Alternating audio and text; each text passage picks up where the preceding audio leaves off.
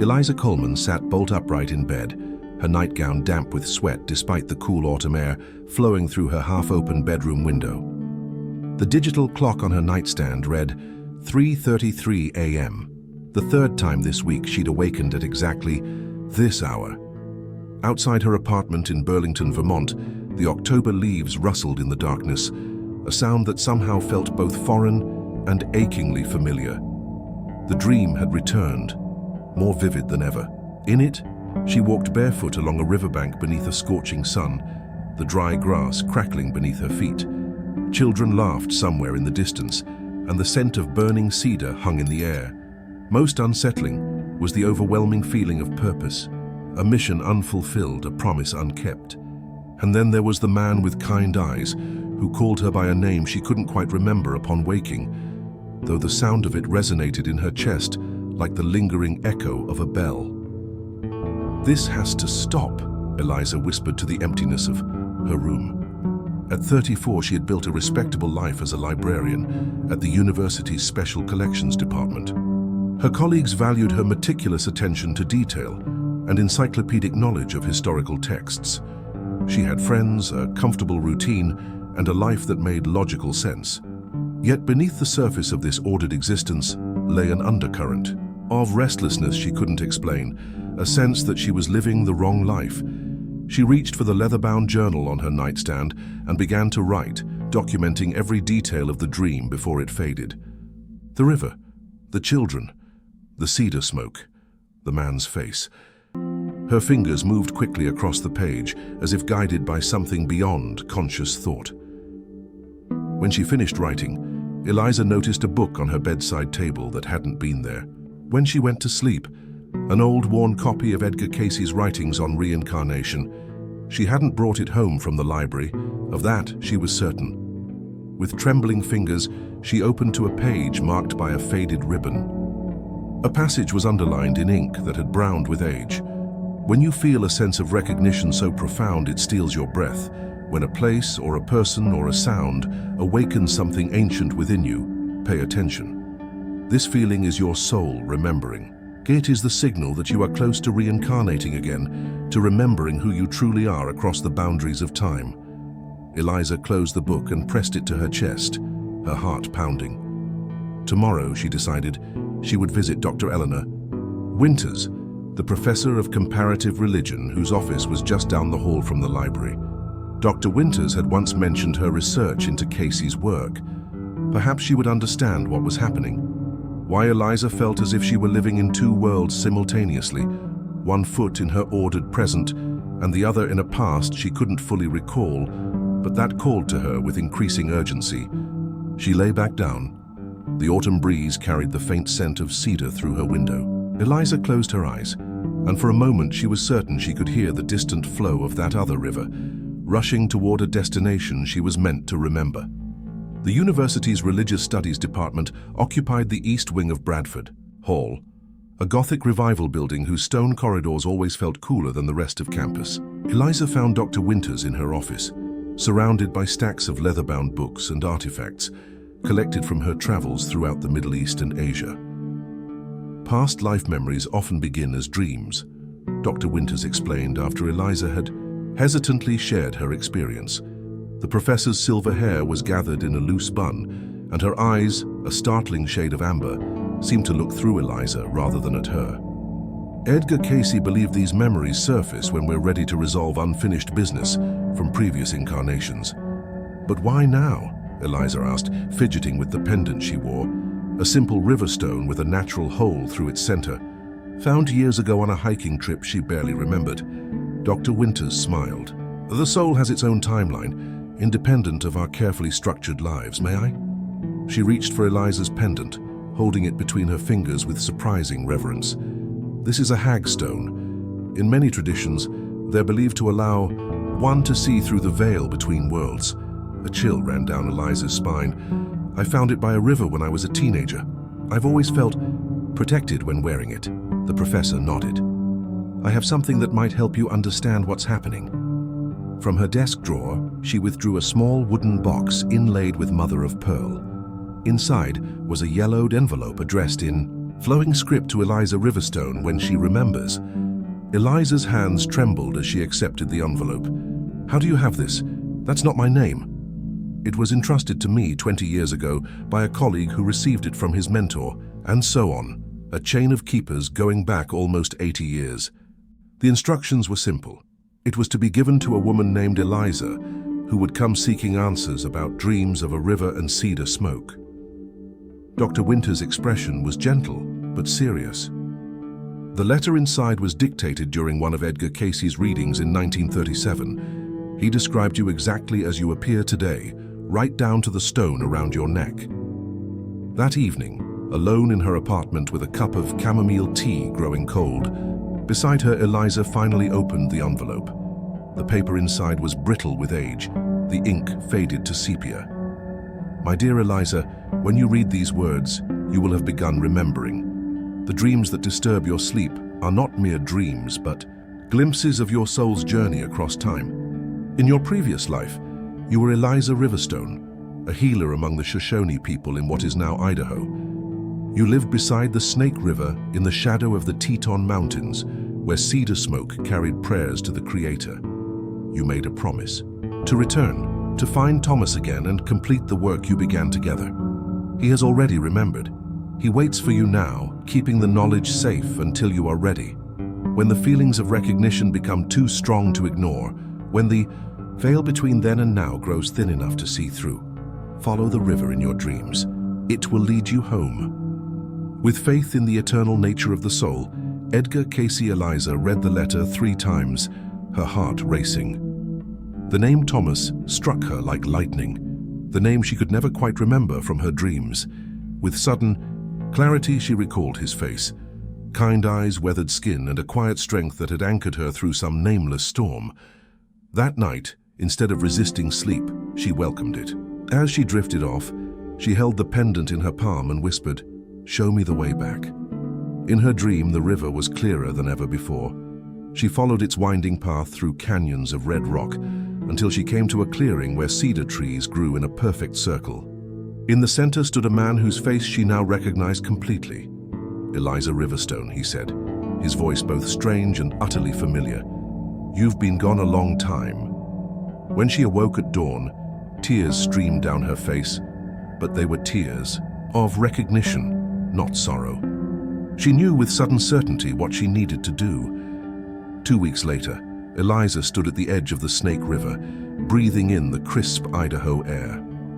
The rental car that had brought her from Boise sat in a small gravel parking area behind her.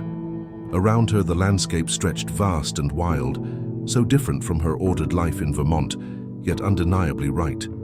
The Teton Mountains loomed. In the distance, their peaks dusted with early snow. According to her research, this area had once been Shoshone territory. Standing there, Eliza felt a profound sense of homecoming that transcended logic or rational explanation. Her fingers closed around the pendant at her throat as memories flickered at the edges of her. Consciousness, not quite formed enough to grasp but present nonetheless, like shadows seen from the corner of one's eye. The river before her flowed with purpose, its surface catching the late afternoon sunlight in patterns that seemed to convey a language she almost understood. Eliza closed her eyes and listened to its familiar music, the gentle lapping against the shore, the distant rumble where it narrowed through rocky passages downstream. She had dreamed this sound countless nights. "Thought you might come here first." The voice behind her sent a shock of recognition through her body before she even turned. When she did, she found herself facing a man about her age, with silver-streaked dark hair and eyes that reflected the river's depth. He stood a respectful distance away, his hands in the pockets of a worn canvas jacket, watching her with an expression that held both patience and wonder. "Thomas?" The name left her lips as a question, though in her heart there was no uncertainty. He nodded, a smile warming his features. "In this life, I'm James Whitehawk, but yes, once I was Thomas, and you were Eliza Riverstone." "How did you know I'd be here?" she asked, her voice barely above a whisper. "The same way you knew to come," he replied. "I've been dreaming of this moment for years." He gestured to the river. This place has been sacred to my people for countless generations. My grandmother used to bring me here as a child. She told me I was waiting for someone, though she never explained who or why. A cloud passed over the sun, momentarily casting the landscape in shadow. When the light returned, something had shifted in the air between them. Attention eased, as if time itself had acknowledged their reunion and settled into a new rhythm. "I've felt drawn to rivers my entire life," Eliza said, finding her voice stronger now. "I chose Vermont because of Lake Champlain, but it never felt quite right. Too contained somehow. This," she gestured to the wild, meandering Snake River, "this feels like the river I've been seeking." James nodded in understanding. The Shoshone called it Yahandeka, river of many uses. It was the center of everything for our people. For us, the word us hung in the air between them, heavy with implication. Eliza studied his face, searching for the features she had glimpsed in her dreams. His eyes were the same, kind, deep, knowing. But the rest of him belonged to this lifetime, shaped by different experiences, yet carrying the same essential spirit. "I have so many questions," she admitted. "I don't even know where to begin." "Perhaps we should start by walking the same path our previous selves once traveled," James suggested, gesturing to a narrow trail that followed the river's edge. "The land remembers, even when we forget." As they walked side by side along the riverbank, James spoke of his life in this incarnation. Born to a Shoshone mother and a father with European ancestry, raised with one foot in each world. He'd felt the pull of his heritage strongly from childhood, eventually pursuing a doctorate in environmental science at Idaho State University, where he now taught and conducted research on water conservation. "It wasn't just academic interest. That drove me," he explained, as they carefully navigated a section where the path narrowed. "There was always this urgency, as if I were racing against time to preserve something precious that was slipping away." Eliza listened, occasionally glancing at him with growing recognition. "And when did you begin to remember? Your past life, I mean." James paused beside a massive cottonwood tree whose roots reached down into the riverbank like gnarled fingers seeking water. "It started with dreams like yours, but for me they began in childhood. My grandmother, she was a knowledge keeper in our tribe, recognized the signs. Instead of dismissing them as imagination, she taught me to pay attention, to hold the dreams like sacred objects for examination rather than explanation." He reached out to touch the cottonwood's rough bark, his fingers finding a specific pattern in the natural grooves. "This tree has stood here for over 200 years. It was a sapling when we lived our previous lives." His eyes met hers. "You used to gather its leaves for medicine." The simple statement struck Eliza with unexpected force. Suddenly, she could see herself, her previous self, reaching up to the lower branches of a younger version of this same tree, carefully selecting leaves while murmuring thanks to the spirit of the cottonwood. The memory was so vivid she could feel the texture of the leaves between her fingers. "Medicine for fevers," she whispered, the knowledge rising from somewhere deep within her. "Mixed with willow bark and elderberry," James finished. "You were the most skilled healer among our people. The river taught you its secrets." As they continued walking, James explained that he was a professor of environmental science at Idaho State University, dedicating his life to protecting the river and surrounding lands that had once been theirs to steward in another lifetime. His research team monitored water quality, documented the declining fish populations, and worked with local communities to implement sustainable practices. "The work we began," Eliza murmured, remembering the letter. "It was healing the land." "Wasn't it?" James nodded. "And healing the people through the land, the knowledge we gathered, combining traditional wisdom with what would now be called ecological conservation, was lost when disease swept through our community. We made a pact as you lay dying, that we would find each other again and continue what we started." The path took a slight turn away from the river, leading through a grove of juniper trees whose scent pierced Eliza's senses with another wave of recognition. The ground beneath their feet began to rise gently, and soon they were climbing a low hill overlooking a bend in the river. "I've maintained this land," James said quietly, purchased it when it came up for sale 20 years ago. The university thinks it's just a research site, but it's much more than that. They reached a clearing where cedar trees grew in a circle, exactly as in her dream. In the center was a simple stone altar, weathered by time but still standing. Eliza gasped, overcome by a rush of memory so powerful it nearly brought her to her knees. James steadied her with a gentle hand on her elbow. "You remember this place," he said. It wasn't a question. "We were married here," she whispered, "under the full moon, with the river as our witness." The details flooded back with startling clarity. The ceremonial blanket draped around their shoulders, binding them together. The songs of their community rising into the night air. The promises spoken not just to each other, but to the land itself. They had pledged their lives to a purpose greater than their own happiness, though that too had been abundant. "We called it soul-binding," James said, his voice thick with emotion. "Not just two people joining, but two souls recognizing their eternal connection across all lifetimes." He gestured to the stone altar. "The ceremonial objects are still here, buried beneath for safekeeping. I've been their guardian, waiting for you to return." Eliza approached the altar slowly, her feet remembering the way, though her mind still struggled to integrate what her soul knew to be true. The stone was cool beneath her fingertips despite the afternoon sun. She traced the faint carvings on its surface, symbols representing water, earth, air, and fire. "Our wedding night," she said softly. "There was a storm. Lightning struck one of the cedars." James nodded, pointing to a tree on the eastern side of the circle, its trunk bearing the ancient scar of a lightning strike. "The elders said it was a blessing from the Creator, power being gifted to our union." As the sun began to set, casting long shadows across the clearing, James and Eliza sat by the altar and shared their separate journeys to this moment of reunion. He had remembered earlier, guided by his grandmother's teachings and his own vivid dreams. For years, he had worked to preserve this sacred space, knowing somehow that it was crucial not only for the land but for their soul's journey. "There have been others from our community who reincarnated in this time," James revealed. "My colleague at the university, Dr. Maria Blackfoot, she was your apprentice, little bird, and the conservation officer who helps protect these lands, he was my brother in that life." Eliza's eyes widened. "Are they aware? Do they remember?" "Maria does to some extent. She's had dreams, intuitions.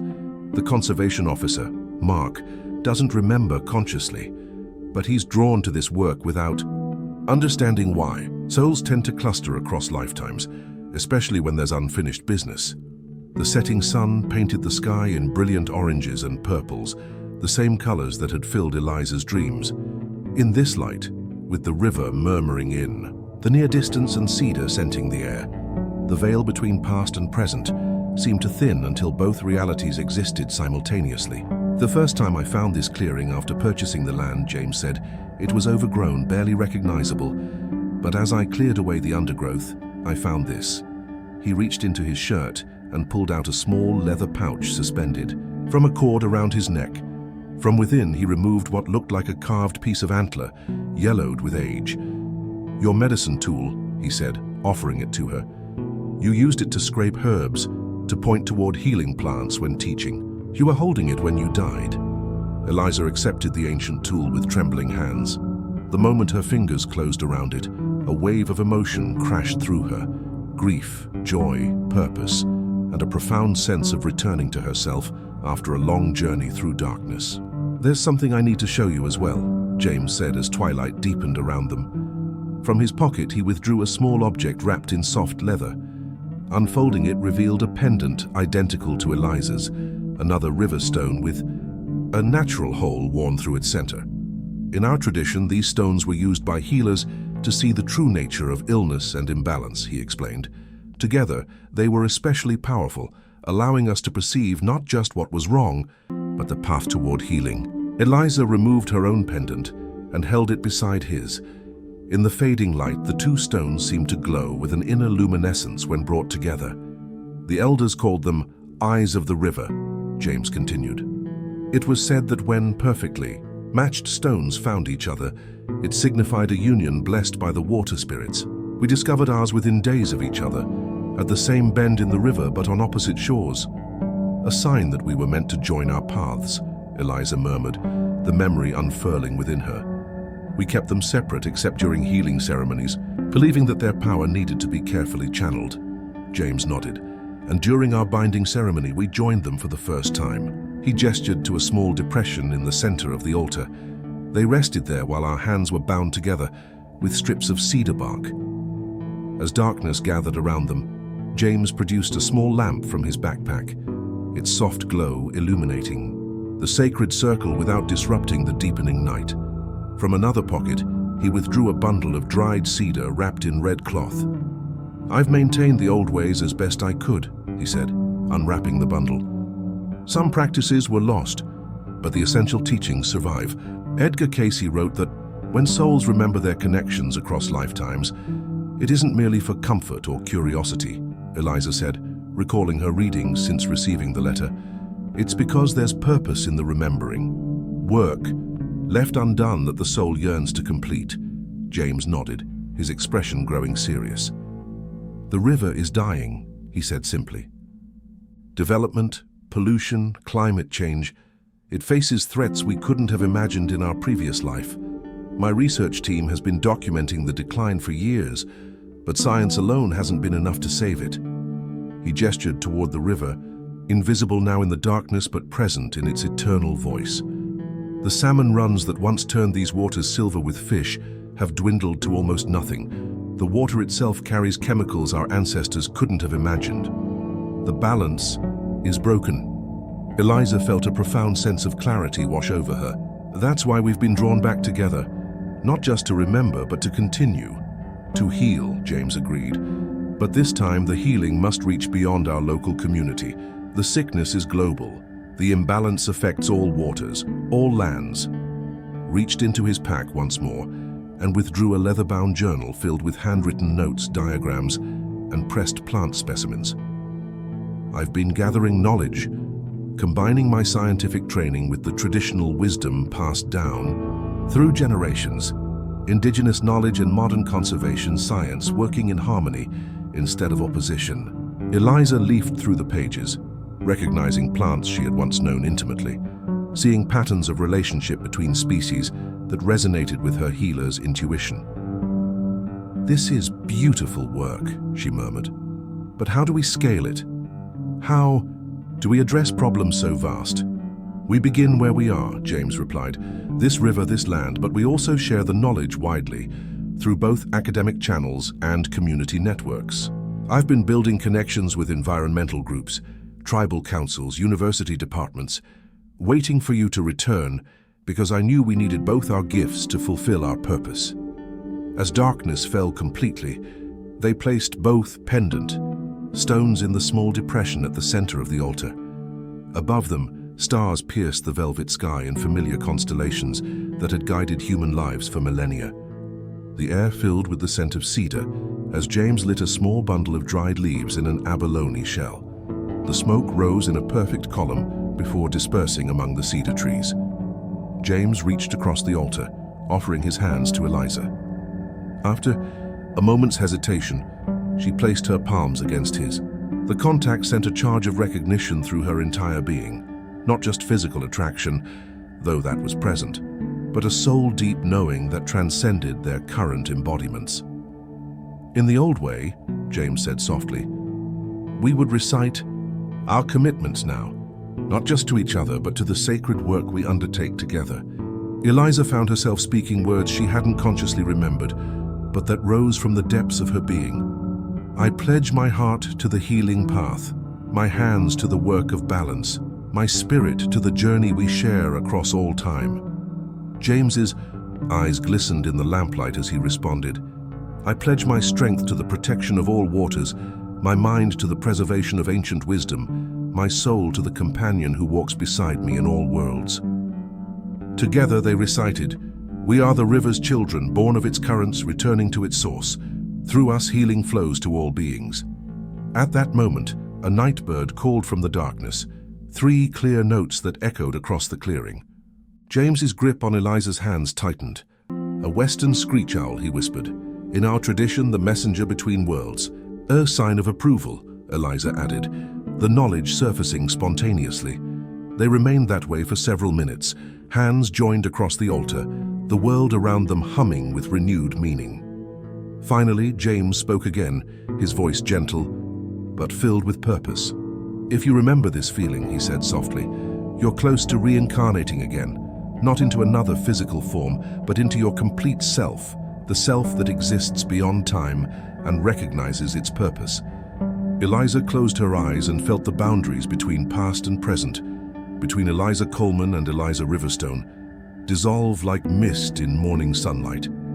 What remained was simply awareness, a soul recognizing its continuity across the illusion of separate lives. In that moment of perfect clarity, she understood what Edgar Cayce had meant in his letter. The work they had begun was not just about healing the land or preserving knowledge. It was about remembering the fundamental truth that all life, rivers, mountains, trees, and souls, exists in an eternal dance of interconnection. Their task, now in this lifetime, was to help others remember that truth before it was too late. "I remember," Eliza whispered, opening her eyes to find James watching her with profound recognition. "And now our work begins again." James carefully lifted their paired pendants from the altar. "These will help us see beneath the surface, to diagnose the true imbalances and find the path to healing." As they gathered their belongings and prepared to leave the sacred circle, Eliza paused, overcome by a sudden realization. "Thomas James, there's something I need to tell you. In my dreams, there was always a sense of urgency, as if we were racing against time." He nodded solemnly. "The river has been speaking to me as well. The changes are accelerating. The next decade will determine whether balance can be restored or whether the damage becomes irreversible." "Then we have no time to waste," Eliza said, with newfound determination. "I'll need to arrange a leave of absence from the library, gather my research materials." James smiled, touching her arm gently. "The universe has already aligned to support our work. The university is seeking a research librarian specializing in indigenous knowledge systems and environmental archives. The position includes fieldwork along the Snake River watershed." Eliza laughed softly, shaking her head in wonder. "Of course, the path reveals itself when we're ready to walk it." As they made their way back down the hill toward the river, the first hints of dawn lightened the eastern sky. They walked in comfortable silence, each absorbing the profound shift in perception that had occurred through their reunion. At the water's edge, they paused once more. Edgar Cayce wrote that souls reunite across lifetimes, not just for personal healing, but to continue their collective evolution, Eliza said thoughtfully. "What we do here, the healing work we undertake, it ripples through time in both directions." "Doesn't it?" James nodded. "The Shoshone believe that time is not a line but a circle. What we heal now, we heal in all times." Above them, a shooting star traced a brilliant path across the fading night sky. One soul recognizing another across the vastness of creation, finding its way home. As they stood together by the river that had drawn them across time, Eliza felt a deep certainty settle in her heart. They had found each other again as promised. Now began the sacred work of remembering, not just for themselves, but for a world that had forgotten how to live in balance with the earth that sustained it, the Tay. River flowed before them, ancient and ever new, carrying the memory of all they had been and the promise of what they might yet become.